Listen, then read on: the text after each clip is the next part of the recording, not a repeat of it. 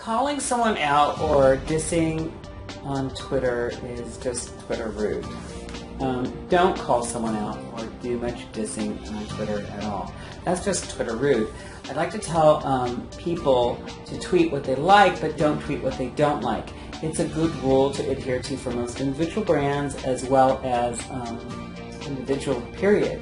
In my book, Twitter for Salons, Spas, Barbers, and Every Industry, I talk about 2 actual incidences where I didn't initially tweet negatively, but I sure responded in the negative. One example was when I tweeted about a charity event I was attached to, and I was inviting people in my tweets and tagging people.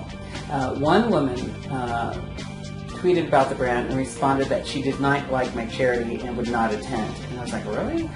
Couldn't she just not tweet anything? But no, she went out of her way to diss my charity. I don't know, maybe she was trying to dissuade me from, or whatever, her followers about the event for very good reason. I don't know, and I'll never know, because I responded by saying, I'd rather hear what you like and not what you don't like. Well, she blocked me, which is understandable, especially since I was being Twitter rude back for calling her out via my brand, Mafia Hairdresser, which brings me to telling you about my second incident in my book. A newbie Twitter user, and I call him Tony Hairstupid, who was a hairdresser with a very bad Twitter profile.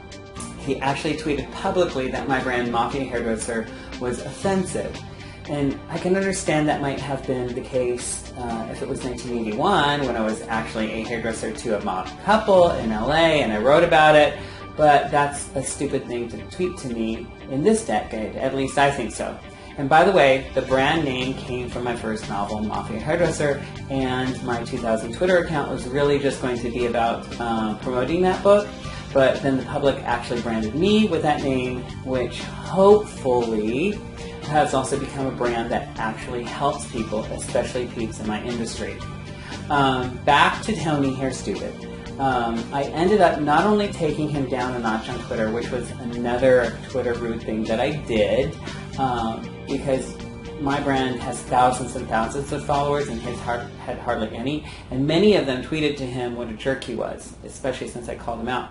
And vindictive me, I also found out where he worked, and I called them and told them that they should really have a salon social media policy because they had a very bad representative working for them.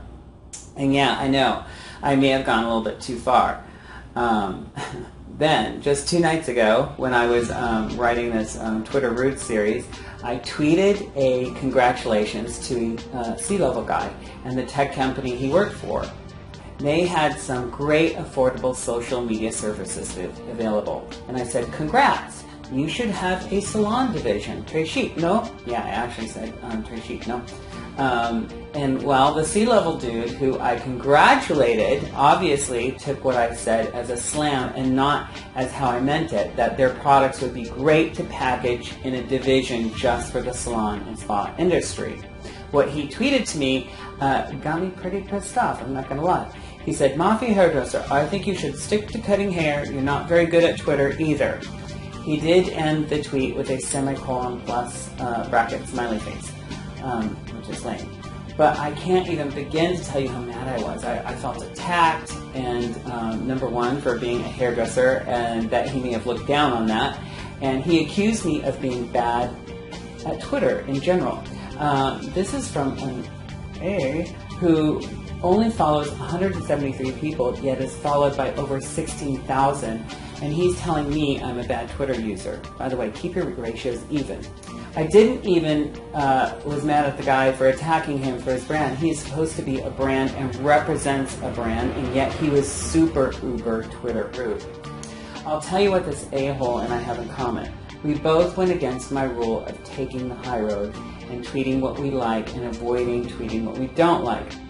We bigger brands have to always take the high road because we can actually hurt a smaller brand. We have the followers, and followers can be very, very loyal, let's say. And we have a large audience, and we can help people get riled up, which is not a good thing. And we also have to tweet by example. I hope that you take these stories to heart and take the high road. Don't be Twitter rude. Tweet what you like and not what you don't like. Try to take negative tweets aimed at you on the chin and respond only to real complaints and take it offline as soon as possible. People will see you addressing your customer complaints and seeing it as a positive move by your brand. Doing this, as I did, probably won't work for you, my examples. But whatever you do, don't be rude to me on Twitter because, after all, I am a Mafia hairdresser and obviously I can be a bit hypocritical. But my brand can be cheeky and take a hit. But can yours?